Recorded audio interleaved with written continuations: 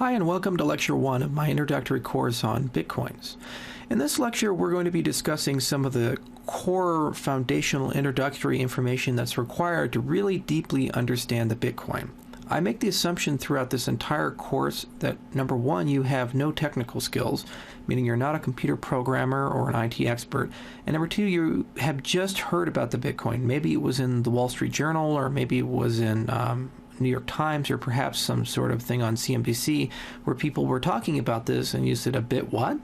And that's exactly what we're looking for, is a person who knows nothing about the Bitcoin. But by the end of this course, you'll actually know a great deal about the Bitcoin. In fact, so much, you'll probably be a local expert. So let's get started.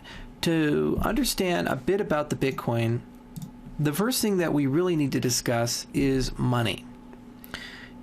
Money is not generally something people think about. It's one of those things in life that just tends to work. When you pull out a $20 bill from your wallet, when you pull out those 10 euros and buy something with it, you kind of take that for granted. And only if you're in economics or finance do you really stop and take a step back and say, well, wait a minute here, what exactly is this? And why do I need this? And how does this work? And it's actually a very deep and very complex topic, and we'll be discussing just enough to be able to give you a keen sense of why money is necessary and why the Bitcoin is special. After we discuss money, we're going to go ahead and transition very quickly into the Bitcoin. And this is kind of a rough view of it, and we're going to drill down much deeper in the subsequent lectures on specific topics of the Bitcoin. But at the end of this lecture, you'll have a pretty good idea of what the Bitcoin is. Then we're going to discuss why are Bitcoins special. Bitcoins are a very unique type of currency. In fact, they're the very first peer-to-peer distributed currency ever conceived that seemed to work, and they're incredibly secure. And so we're going to discuss that and kind of give you a really strong understanding of what makes them unique. Then, of course, it's necessary to discuss who controls the Bitcoin. The reason being is that, unlike normal money, the control of the Bitcoin works very, very differently. And it's important that you understand the controlling forces within the Bitcoin, how it can go wrong, where it can go right, so you can avoid some of the misinformation that tends to be flowing around just due to ignorance. Of course, it's natural to ask with any currency or any commodity, why is it worth something? Why is gold worth something? Why is silver worth something? And so we'll ask the exact same question with the Bitcoin. And finally, we'll go ahead and introduce a couple of wonderful links that are great introductions to get you started inside the Bitcoin world. First, it's going to connect you to a lot of websites that specialize in discussing the Bitcoin, and there's some intro videos that are probably even better than mine, to be honest, that I would highly recommend just to get you started with the Bitcoin. Okay, so let's start with money. What is money? When I took economics years ago, money was explained to me by an elucidating story.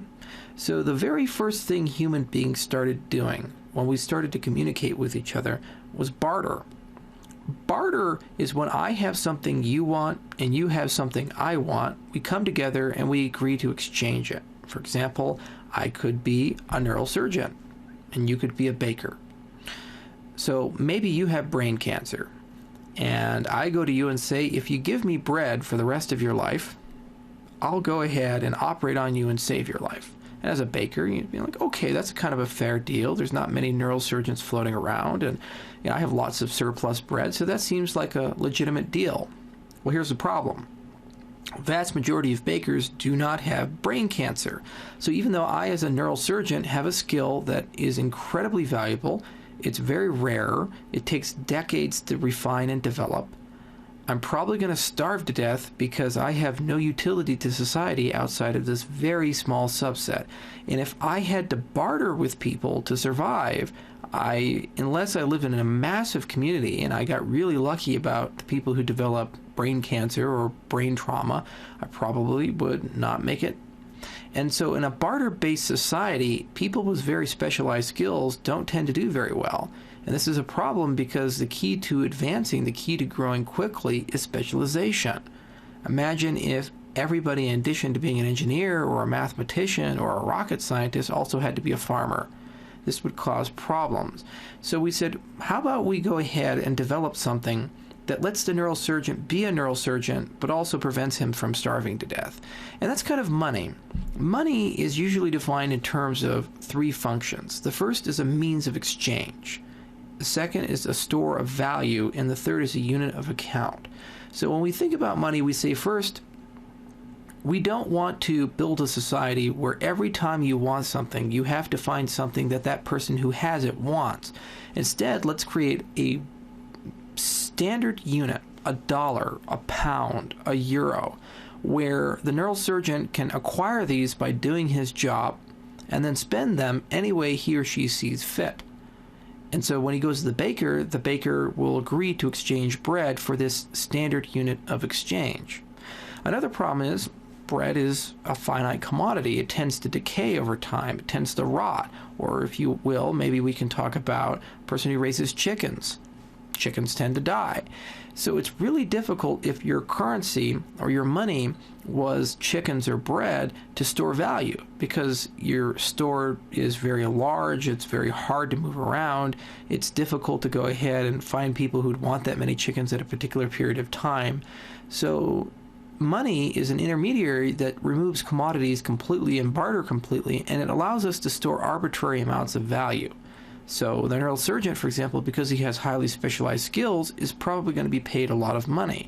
And the neurosurgeon can amass large sums of money to do things like buy homes or buy cars or whatever he or she desires. The last thing is standardization of account, a unit of account. How difficult would it be, using our neurosurgeon and baker dilemma problem, for the baker to properly price, or the neurosurgeon to properly price, their skills in relation to each other? So think about a baker who doesn't have brain cancer, and the neurosurgeon says, well, I'll make you a deal. If you ever do develop it, I'll go ahead and give you my operation for free. Okay, that's a one-time thing. So I guess the baker's bread is worth that. But what happens when the mechanic comes to the baker? Is he going to get lifetime bread, or bread for a year, or bread for 6 months? And how does the baker relate with the grain grower? So we said, hey, let's create this thing called money. Let's put a number on the money, and then people can kind of make a decision through a market process of either being told it's too high, or overselling so they know it's too low, of kind of basically deciding what the value of things are through a free market system. And so a unit of account is very convenient. For example, if you go into King Soopers or into Safeway, you see a loaf of bread is $1. Or some donuts are $2.50, for example. Okay, you understand what that means. You understand what money means within your local economy, and then you can kind of get an idea of what's expensive and what's cheap. For example, you know how to price a Lamborghini versus a Ford Fusion.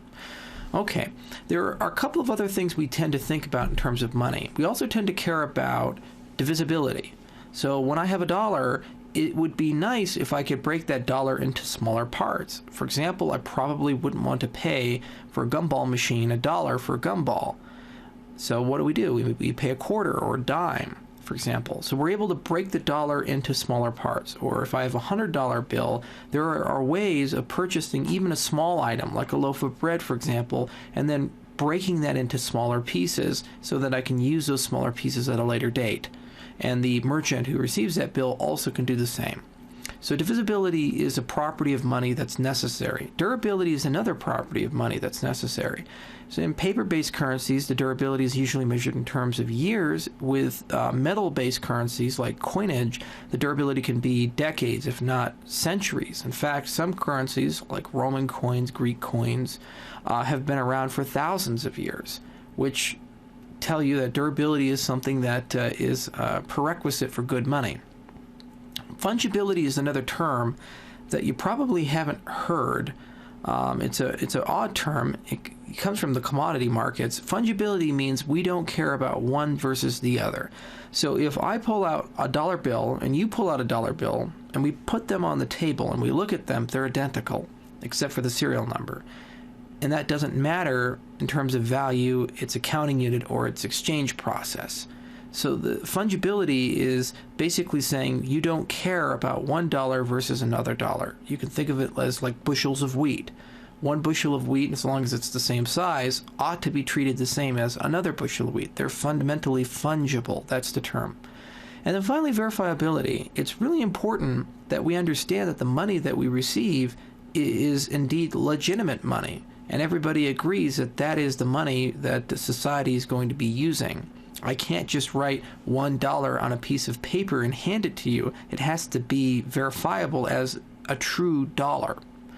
Okay, so that's kind of money in a nutshell. It's something that resolves a dilemma of specialization and allows us to buy things that we want without having to barter for every single thing. We store value, we understand what prices are, and we have these interesting properties like divisibility and verifiability attached. So a very natural question is, why is money worth anything? In a more abstract sense, why is anything worth anything? Well, it's worth something because a group of people agree to exchange it in turn for goods and services. You can take $100 and go and buy something with that. You can get food. You can get a hotel room. You can rent a car. You can go ahead and pay a toll to go to a national park and see a beautiful vista. You can buy a cheap camera. There are things you can do with that money because society, whatever society you happen to live in and whatever money you happen to be spending, has agreed to accept that money to exchange goods and services. We also acknowledge that some authority has to be in charge of validating and maintaining that money. We can't just go ahead and make up our own money, walk around, and then independently negotiate with people to go ahead and start accepting this money, because then we're back to bartering. We've just abstracted it to something that we do ourselves. Instead, what we do is we say, okay, Federal Reserve System, or Central Bank of Europe, or Central Bank of China, you are in charge of the currency of our people, and you validate it and you maintain it, and you take care of it, and then you deal with other proxies to print it and to distribute it and so forth, and we will agree to exchange it for services and money. But we entrust a small group of people some sort of authority who's special to validate and maintain our currency. And currencies tend to also be backed by something, such as an attachment to the respect of the entity that backs it. So we trust the Federal Reserve System for the most part. We say this is an entity that is good and it makes great decisions. Although we'll get to that a little bit later, that may be why we shouldn't. Or some sort of finite resource. Some currencies are backed by resources like gold or silver. They can be backed by services guaranteed by a government or an issuing agency, for example. So in a nutshell, monies are worth something because we agree to exchange goods and services for them. Some sort of authority agrees to validate and maintain it, and currencies are usually backed in some way or another by either respect, that's called a fiat currency, or a resource like gold. So what's the problem? Why don't we just always use money? Why do we need to invent new kinds of monies? Why is the dollar not sufficient? Well, here's one of the biggest issues. A small group of people decide how to regulate and manage the currency. And the reason why this is a problem is this picture. So this is the $100 trillion bill. I remember reading about a rancher in Zimbabwe who decided to retire in 2001.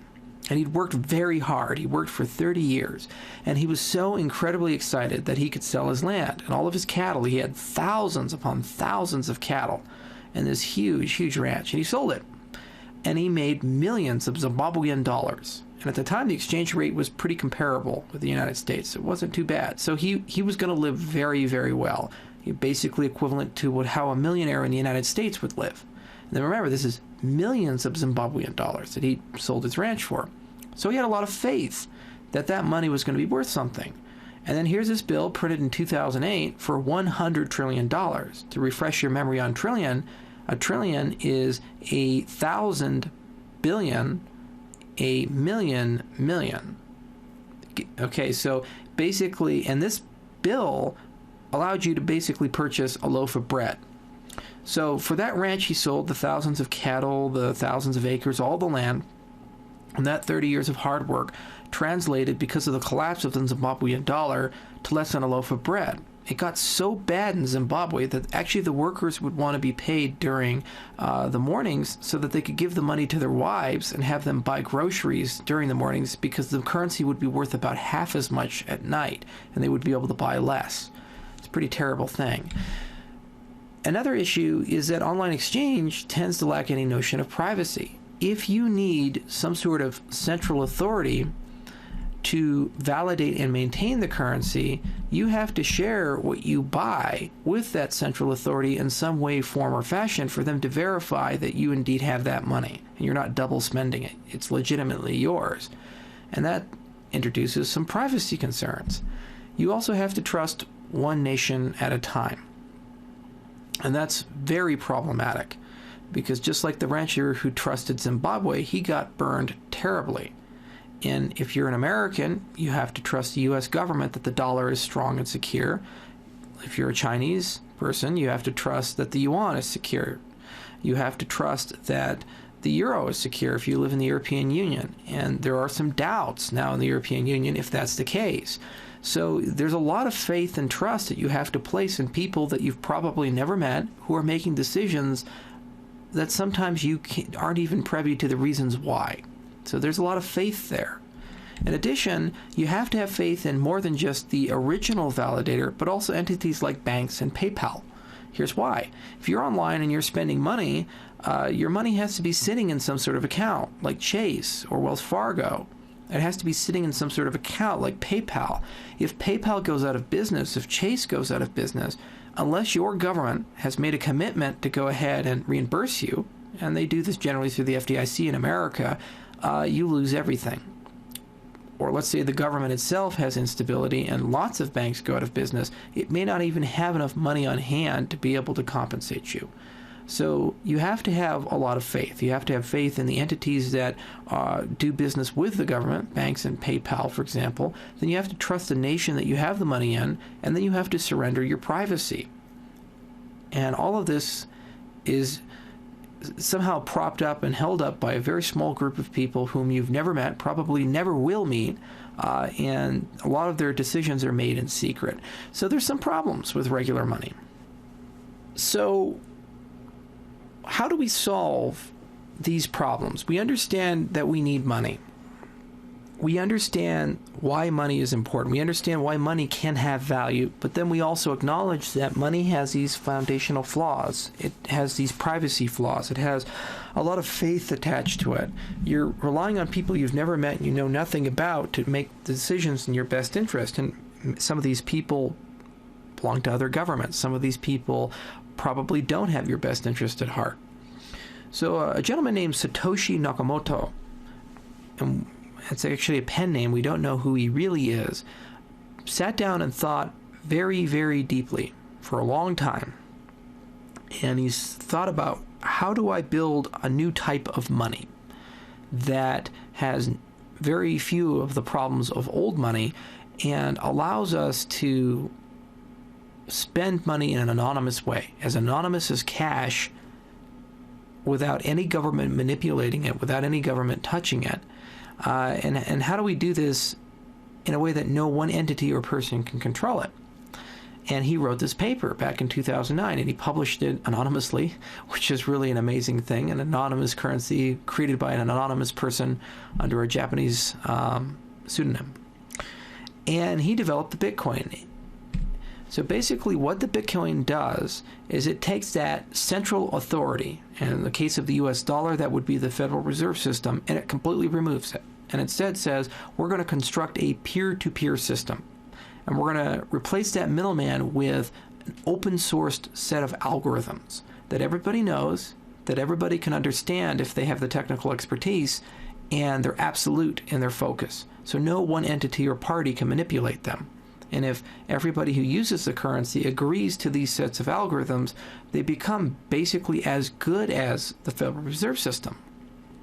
In our Bitcoin mining lecture, we're going to discuss the algorithms in a little bit more depth and a little bit more detail. But suffice to say that they're at this point, incredibly well vetted. Since this came out in 2009, we've had 4 years to look at them, to have the whole world tear them apart and try to see flaws or issues. And for the most part, there is a consensus that these algorithms are incredibly well designed and stable. And we'll discuss them in a bit. The Bitcoin system, if you want to understand it, is kind of like a collection of clients analogous to torrent clients. So if you know what a torrent is, think of BitTorrent, think of file sharing. Like people talk about downloading videos online or downloading music online, and you take pieces of it and distribute it to many people. So basically what the Bitcoin is like is it's this distributed network where at any time that master file, which is the record of every transaction ever made and who owns what inside the system, is owned by every single client. So unlike the US dollar, where I only know about how many dollars I have, and maybe if I'm good at looking online, I can kind of look at how many dollars are in circulation, the Bitcoin keeps a record of every transaction ever made. So where the money went into which accounts. Of course, the first question you'll ask is, say, well, wait a minute, isn't this supposed to be anonymous? Isn't this supposed to be something that nobody knows my identity? Absolutely. Accounts are anonymous. What the accounts are, they use this thing called a public key, which is a cryptographic term which I won't define right now, but it suffices to say the same way that Satoshi Nakamoto was able to publish a paper but keep his identity anonymous, you're able to use your account to receive Bitcoins and send Bitcoins, but it's not attached to personally identifiable information. So nobody knows who you are, but you're able to pay for things using that account. It's really an amazing concept if you think about it. So here we have a currency which removed the middleman, so no government is in charge of this, no corporation or a group of people are in charge of this. We have a set of rules that everybody who uses this as a currency has agreed to follow, and they can't not follow it. It's enforced. And then we have taken something similar to how torrents work, and we've gone ahead and taken all the money in the entire ecosystem, all the transactions in the ecosystem, and everybody knows about them. And as a result of that knowledge, it's nearly impossible to defraud the system. It's pretty amazing. And while doing all of this, we've been able to build something that allows you to be anonymous. When someone wishes to spend a Bitcoin, all you have to do is use a secret key that's associated with that public key that's your address and send it to someone else's account. You click a button. It's very similar to sending an email. We're going to have an entire lecture on receiving Bitcoins and spending Bitcoins to help you better understand this, because this is going to require a little bit of time. But suffices to say, sending a Bitcoin to somebody is as simple as sending an email. So it's completely anonymous for the most part. It is entirely transparent. All the rules are absolute. They're set in stone, and there's no way to cheat them without breaking the entire system, and then everybody would know the system is broken, and no one entity can control it. So that is the Bitcoin in kind of a really high-level nutshell. And throughout this entire course, we're going to be tearing that apart and analyzing pieces of it, and so hopefully you'll kind of gain a better understanding of the entire Bitcoin. So why is the Bitcoin special besides the things that I've mentioned? Well, first, one of the things that Satoshi decided to do, unlike conventional currencies, which suffer from inflation, meaning they become less valuable over time, Satoshi decided to fix the maximum amount of Bitcoins possible. What he did is he said, the maximum circulation is going to be 21 million coins. So what happens is, when we first created the currency back in 2009, we created lots of coins, and it's called Bitcoin mining. That's how coins are constructed. In Lecture 4, we're going to talk about that. But over time, we create less and less coins. So think of this like a gold mine. When we first start mining gold, there's lots of gold in the ground. It's the first time we've done it, so you can find it everywhere. Or like oil. When we first started drilling oil in Spindletop and other areas, it was 20 feet down. It spurred out of the ground. But now we're having to get oil from Athabasca and like use complex stuff to convert proto-oil into real oil, and go offshore to the Arctic in these hellish wastelands just to get the same amount of oil. So it's becoming more difficult to get oil. And it's the exact same way with the Bitcoin. The Bitcoin behaves like a commodity with a maximum limit on how much can exist, enforced by those open source algorithms. No one party can enforce that. It's enforced globally. So it's an intrinsically deflationary currency. It actually becomes more valuable over time, as opposed to things like the dollar or the euro, which become less valuable over time. Therefore, there's an incentive to save. Second, every transaction is verified by the entire Bitcoin network. So imagine if every time someone goes to spend $1 at King Soopers or at 7-Eleven or at Walmart, a Secret Service agent pops up with all the other Secret Service agents and looks at that dollar and then tells the cashier, yeah, the dollar's good. That's basically how secure the Bitcoin is in terms of counterfeiting. If you attempt to spend a Bitcoin twice, the network will find out about it, or the entire network will shut down. It's actually kind of an amazing piece of technology to be able to do that. It solved a very old distributed computing problem involving distributed databases and timestamps. And Satoshi used this thing called Hashcash and a proof of work to do so. It's absolutely phenomenal. And we'll discuss this in much more detail when I discuss Bitcoin mining and how Bitcoin mining works. But for the time being, just understand that counterfeiting Bitcoins is mathematically almost impossible.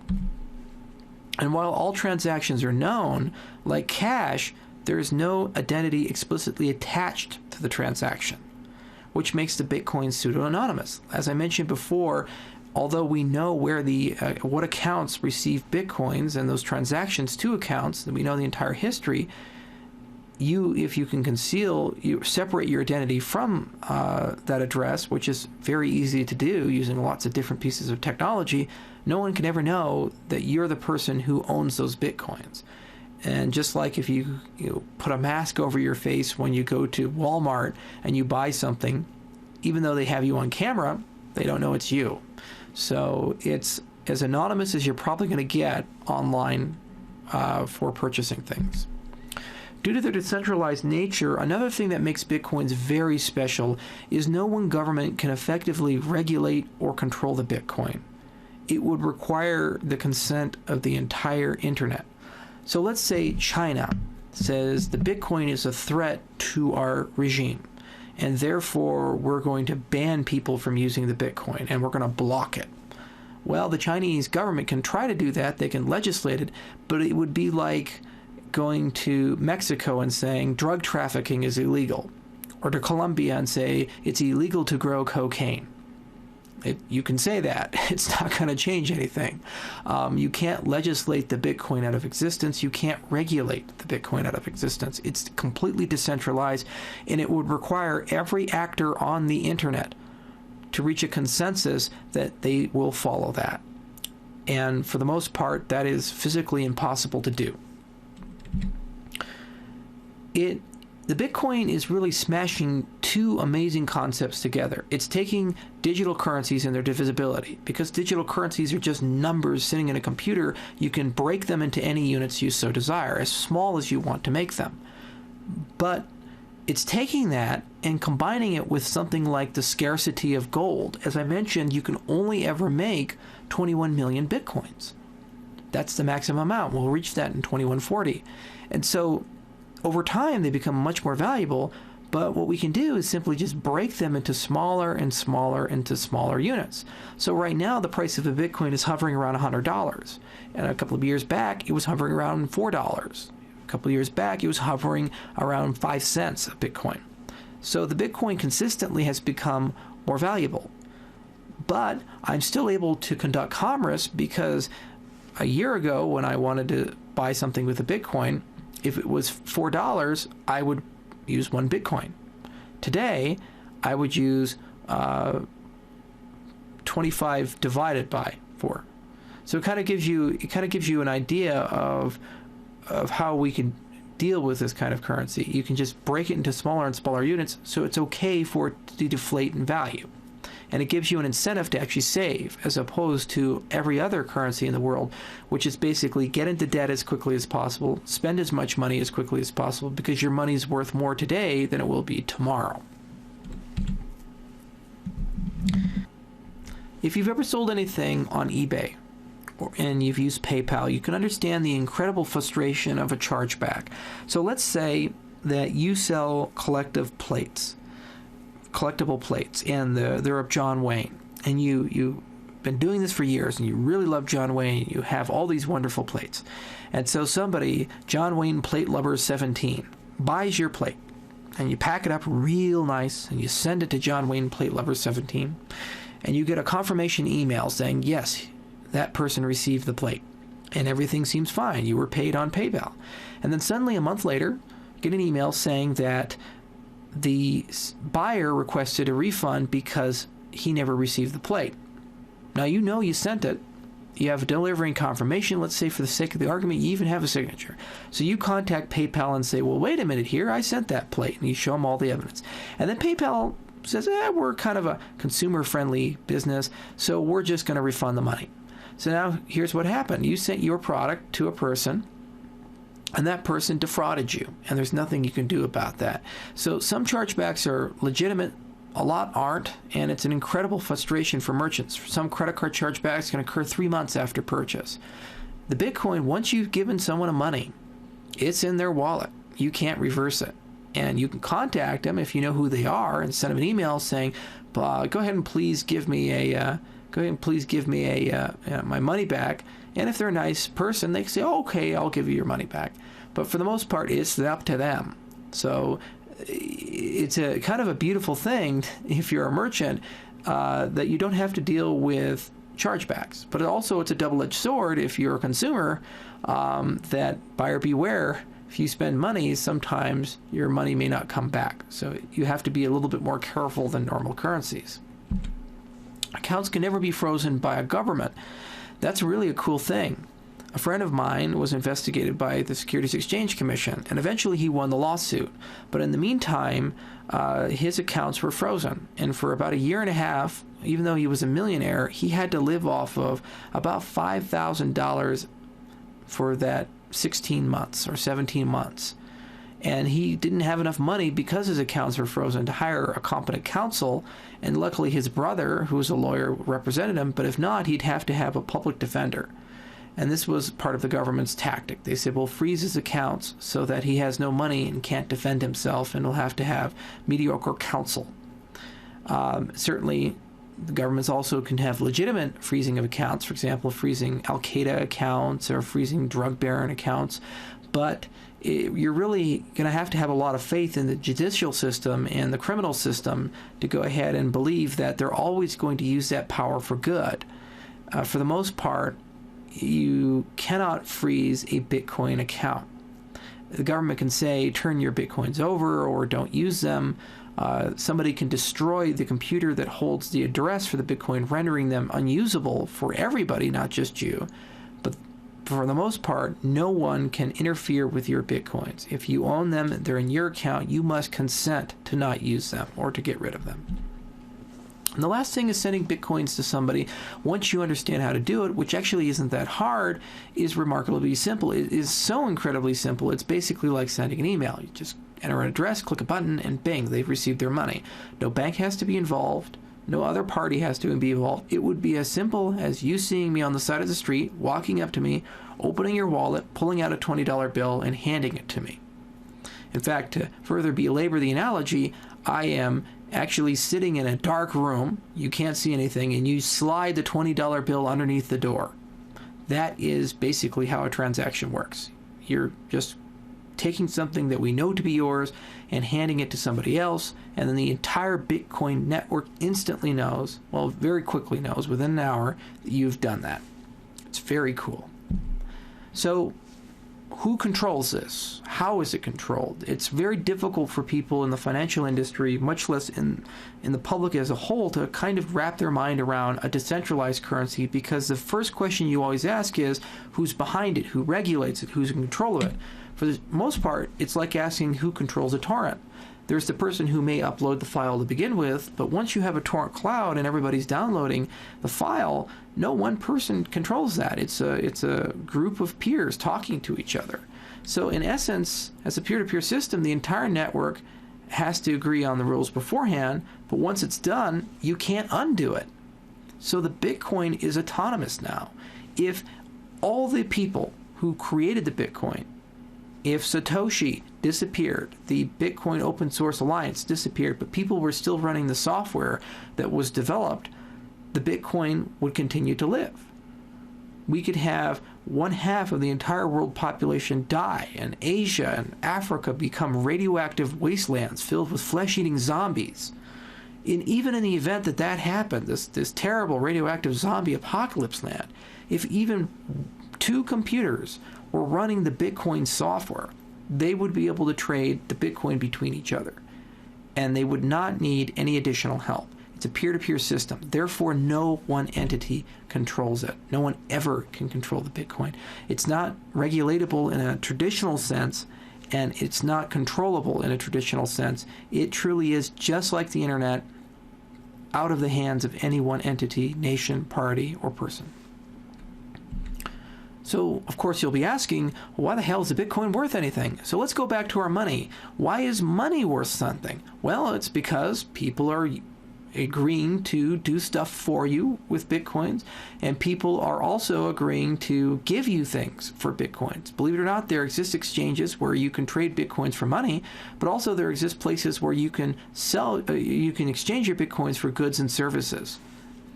So think about supply and demand, and think about what people are willing to exchange for it in terms of goods and services. This is how you price a currency.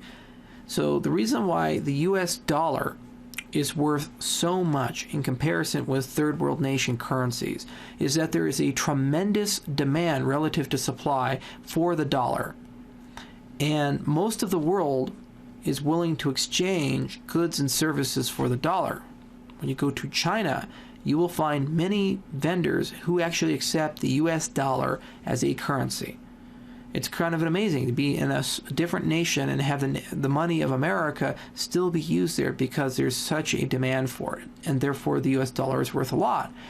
In terms of the Bitcoin, every single year we have seen a dramatic increase in the amount of vendors willing to accept the Bitcoin for goods and services.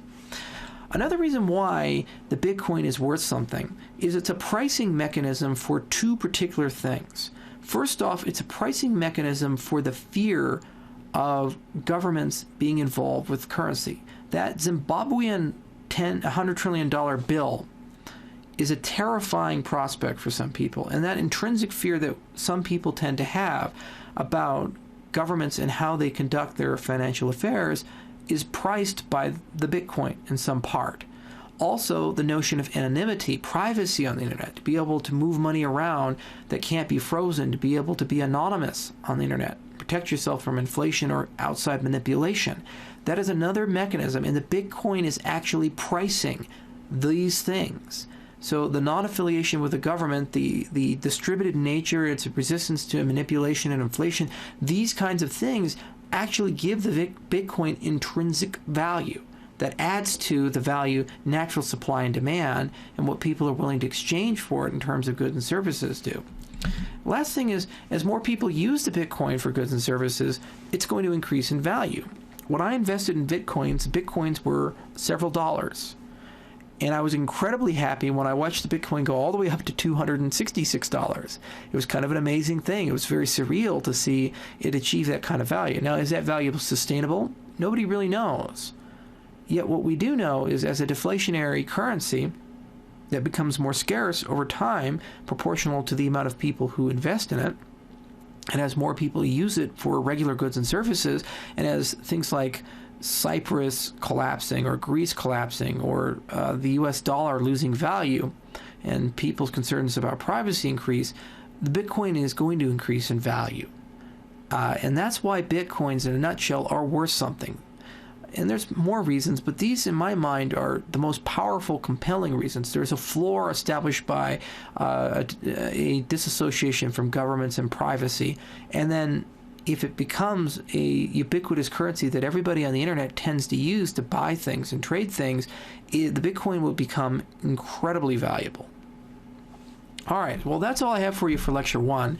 I've included a lot of links here that in my mind are wonderful introductions to the Bitcoin. The first two links, WeUseCoins.com and BitcoinMe, are introductory websites that have some great videos I'd really recommend to watch that kind of give you a sense of what the Bitcoin is about. It's similar to my video. I went into a lot more depth, and mine is cumulative. It's going to build into other concepts. These give you kind of a rough idea that you can share with people to give them a notion of why the Bitcoin is valuable. CoinLab is another website. The Bitcoin Primer is a PDF that's free to download, and it kind of gives you a stronger notion of what the Bitcoin is about in a written format, and it goes into a bit more depth. I've also included Bitcoin.it wiki, and there's a wonderful FAQ that has tons of frequently asked questions about the Bitcoin, as well as a bunch of links to help you kind of drill down. The official, if there ever is an official website for the Bitcoin, is bitcoin.org/en, and this website kind of tells you is an aggregation point to help you get the software you need to be able to use the Bitcoin, and also connects you to many of the community resources. And the final thing I include is an interview of Kevin O'Leary, who is a very wealthy man. If you've ever watched the show Shark Tank, he's one of the sharks on Shark Tank, and he's also a billionaire, and he has a currency fund. And they interviewed him, and he's talking about the Bitcoin, some of the challenges of the Bitcoin, and why the Bitcoin is valuable. So I would really highly recommend going to all of these links on your time when you have the ability. The PDF is available, and the links are embedded within the PDF, and you can always just, of course, enter them into your URL if you so choose. But in any event, thank you for listening, and I'll love to see you in Lecture 2. Have a wonderful day.